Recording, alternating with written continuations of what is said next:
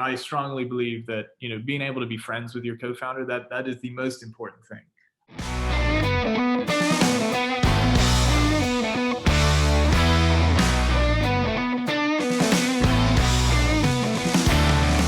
Hi, I'm Jesse Lozano. I'm one of the co-founders of pitop.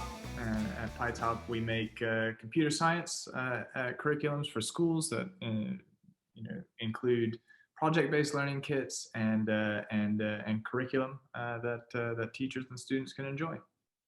And how did you spot a need for this product? How did you get into this? Yeah, so I took a non-traditional route into becoming a sort of tech person. I did politics at university, and then I did a law degree. I really didn't want to be a politician or a lawyer, and I met a really good friend of mine, Ryan Dunwoody, my co-founder. He took a more traditional route into tech, and that he was an engineer at Oxford University. I just started making websites because I needed to pay rent, and that was kind of how my journey started. Was I was interested in being able to do this new this new thing in terms of web development. There was a lot of activity around it.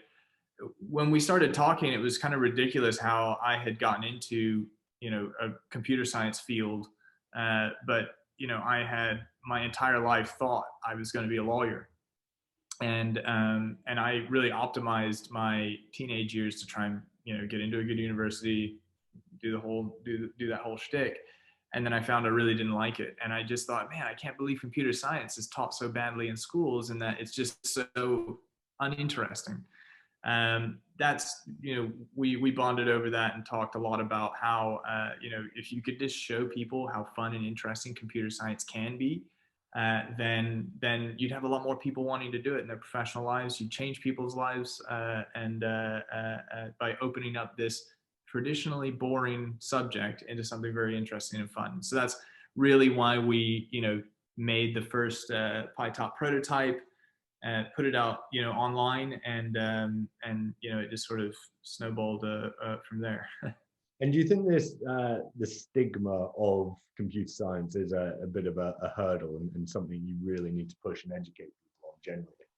Yeah, I mean, I think it used to be more, there's been a few movies out and stuff, and it's kind of cool to know how to code now, I think. I hope it is. But that is something we, back in 2014, when we started the company, we really wanted to make the act of learning computer science, of learning how to code, fun and interesting. And I think if you make it fun and interesting, then it just changes people's perceptions as to, it's not something you just have to memorize over and over again. It's actually something that you're going to learn and apply to problems in the real world.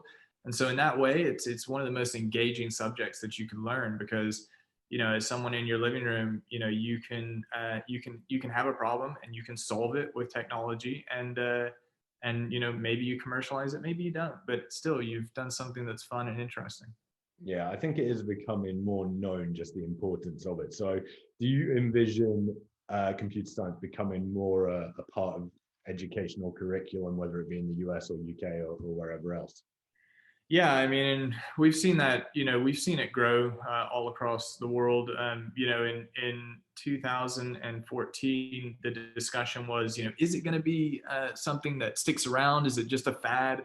And, to us at the beginning, it was ridiculous to call it a fad. It was like, well, the entire world is based off of technology, and we've got to start teaching these future ready skills in schools. So of course it's gonna be, something that becomes a permanent mainstay of education, but it wasn't something that people and, a lot of investors thought, oh yes, of course this is going to happen. But I think, that's something that a lot of founders, you'll see something and you just think it's so obvious that you can't believe people aren't, piling into this thing. Event, now over 25 states in America have made computer science compulsory in some fashion in their states. Most states are gearing up to make it a compulsory subject in every single school in their states. And of course, in the UK, you have a really big push for it. All across the world, there's a massive push for, computer science in schools. Yeah. So a huge wave, and obviously still growing as well by the same. Still really at the early stages of it, to be honest. You've got, you still have, the majority of school is not teaching computer science in a really robust way or at all. So there's a lot of room to grow. And of course, there's a huge home market where parents have really picked up the baton and just said, well, if the school isn't teaching it, I'm gonna give that skill or give the option to learn that skill to my kid. And of course, that's a big growth area too. Absolutely. So you mentioned you released an early version online, obviously gained some traction there and see actually there is a real need for this. So tell me a bit about that moment when you realized actually we can make a real go of this business, and what were the next steps? Yeah. So looking back on everything, I see, one of the things I think I thought of correctly in the beginning of all this was, imagining things as a series of stepping stones.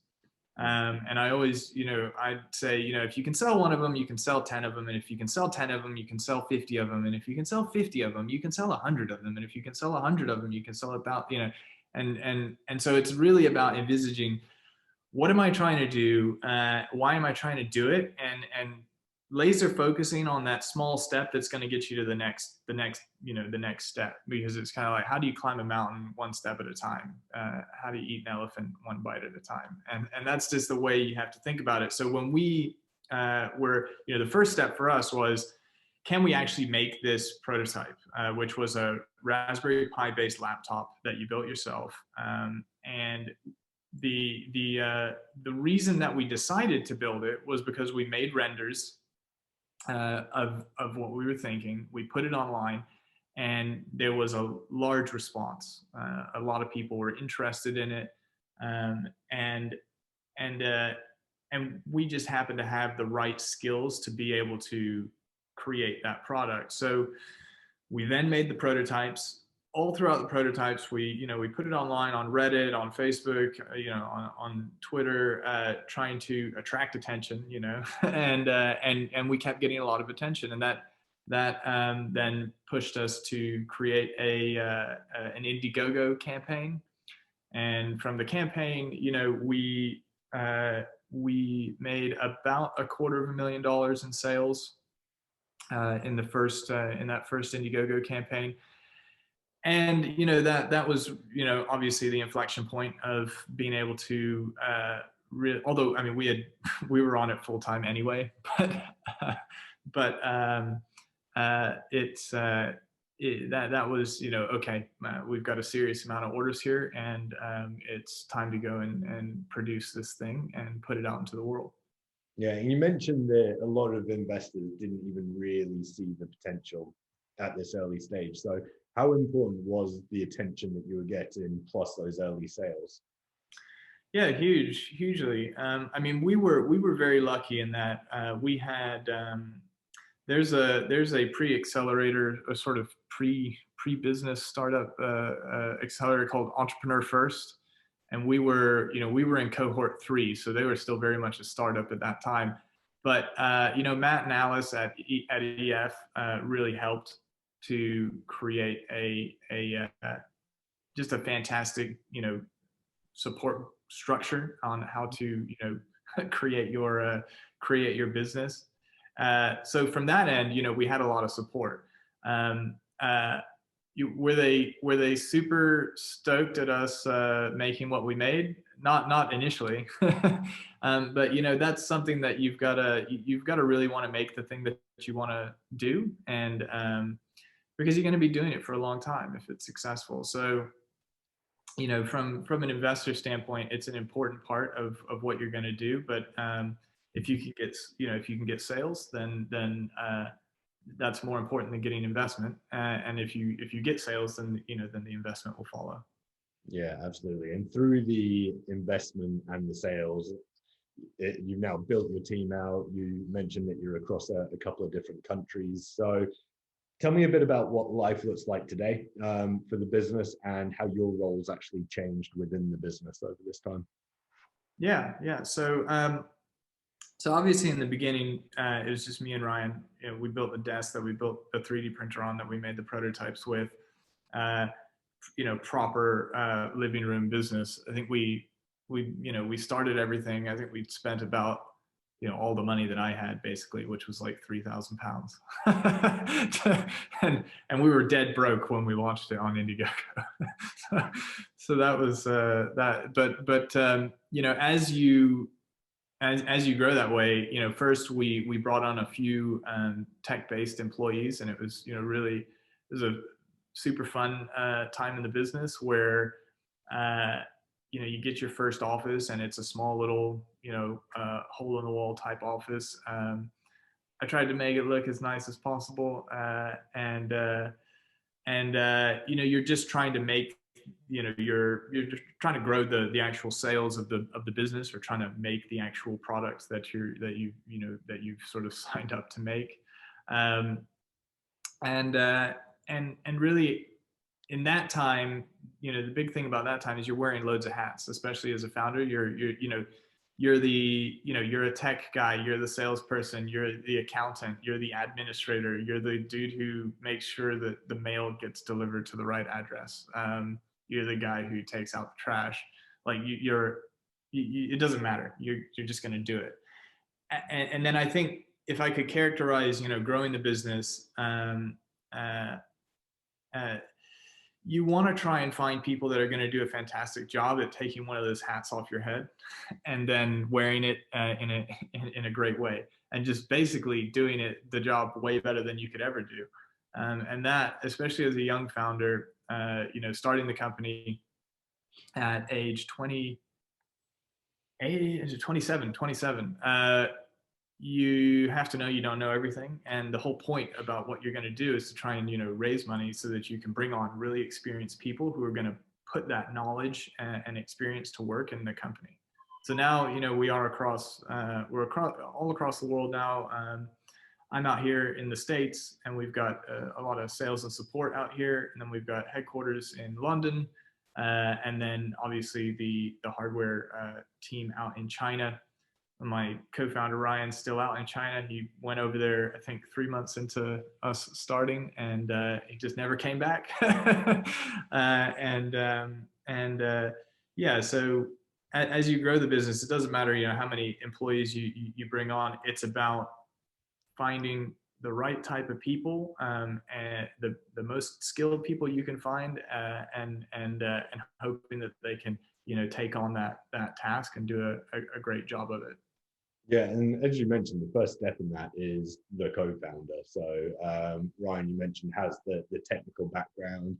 He was willing to move to where he was needed for the business. So how do you split your roles, and talk to me just a bit about the importance of finding the right co-founder?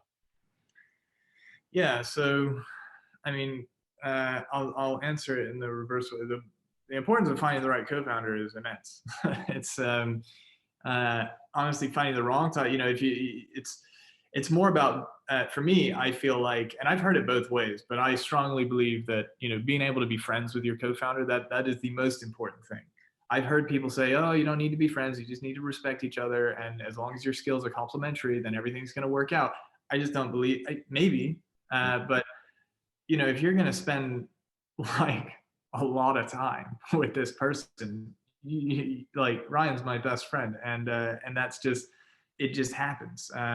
We were very similar people going into it, though, and had similar goals in mind, and we just really wanted to make this thing, and that, so that part is, I think, very important. I'm sure there's other people that have done it differently, or maybe they just don't jive with their co-founder right, but they have really complementary skills. I'm not sure. Most people who have co-founders, I've found they're really great friends with them. In terms of splitting roles, it's like, at first, at first there's a big difference between the start of a business, and we're 6 years old now. We've got really well-established board, senior leadership team, and just people who have been doing this with us for a long time now. So, I really focus on customer experience and investor relations and overall vision of what we do. At the same time, though, our senior leadership team is fantastic. Like, it is made up of a group of people that are so fun to work with, smart, and just good at what they do, that you stop being I'm the vision guy, because everybody's the vision person, and you're starting to, you should, I hope, have a team that when, you're all talking about where the company is going. And I think, in the beginning, obviously, the two founders are going to be, you're the vision people. And also you're going to take larger gambles in the beginning in terms of what you do with product and how you change the product, because you're able to be that nimble and agile. But over time, the idea is that you find a really good product market fit.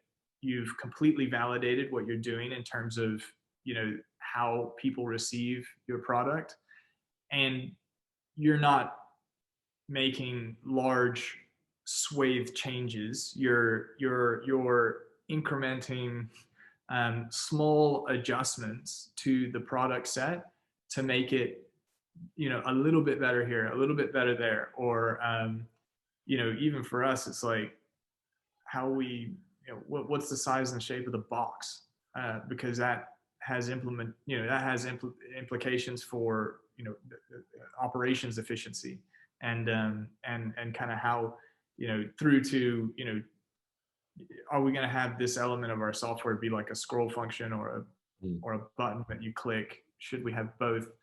In the beginning, you're more like, there's massive changes that you'll do, but don't keep doing that. But you should just find product market fit and then laser focus on making that great.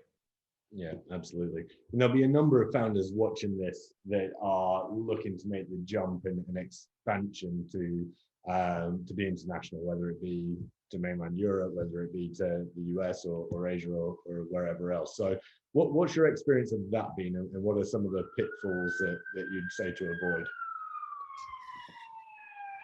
Yeah, I mean, definitely go there. When we went over to the US, I went there. When we went to China, Ryan went there. I also went there a lot too, but Ryan lives there. There is going to be nobody else that can do a better job of expanding to that particular area than yourself as a founder, because no one else is going to try as hard as you, and that's just the way that is. And I think it's easy to think, oh, we definitely need somebody over in this area in order to do great in that area. It's not necessarily true. It just depends on what business you are. Maybe you can have a fantastic distributor relationship, or that takes a lot of the strain of that. For us, it made sense to actually have people go international. But it doesn't make sense for everybody. I think it made more sense for us because we have a physical side to the business. Yeah, makes a lot of sense. And just to finish off, where can people find out more about both yourself and the business? So just pitop.com. So pi-top.com. Myself, I don't do the whole social media thing. So you can find out about me through looking at the product and going to the company's Twitter, all available through the site. And if you go far back enough, you'll see some fun bits and pieces from a long time ago.